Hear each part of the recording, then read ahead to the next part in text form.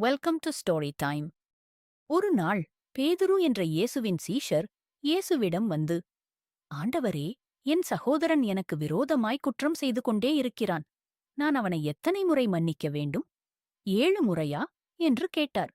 அதற்கு இயேசு, 7 முறை மட்டுமல்ல, 70 முறை மன்னிக்க வேண்டும் என்று கூறி ஒரு உவமையை கூறினார்.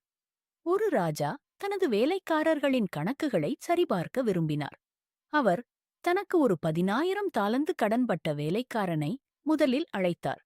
ராஜா அவனிடம், நீ உன் சொத்து முழுவதையும் விற்று அந்த பணத்தைக் கொண்டு வந்து எனக்குச் செலுத்து என்றார்.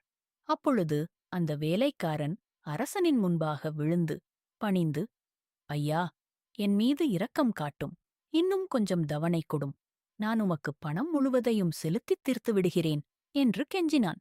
இதைக் கேட்ட ராஜா அவன் மீது இரக்கம் கொண்டார். அந்த வேலைக்காரன் பட்டிருந்த கடனை தள்ளுபடி செய்து அவனை மன்னித்தார். அவன் விடுதலை பெற்றவனாய் சென்றான்.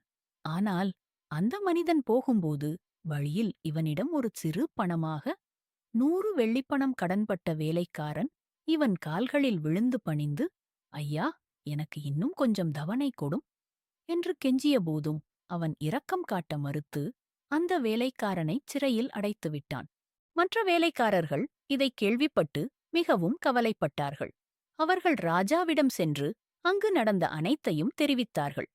ராஜா இதைக் கேள்விப்பட்டதும் மிகவும் கோபமடைந்தார். அந்த வேலைக்காரனை அழைத்து வரச் சொன்னார். அவனிடம், பொல்லாதவனே, நீ என்னிடம் கெஞ்சி வேண்டியபோது நான் உன்மீது இரக்கம் கொண்டேன். இதைப்போலவே நீயும் உன்னிடம் கடன்பட்ட வேலைக்காரனை மன்னித்திருக்க வேண்டுமல்லவா என்றார். பின்னர் அவனை தன் கடன் முழுவதையும் கொடுத்து தீர்க்கும் வரை சிறையில் அடைத்தார்.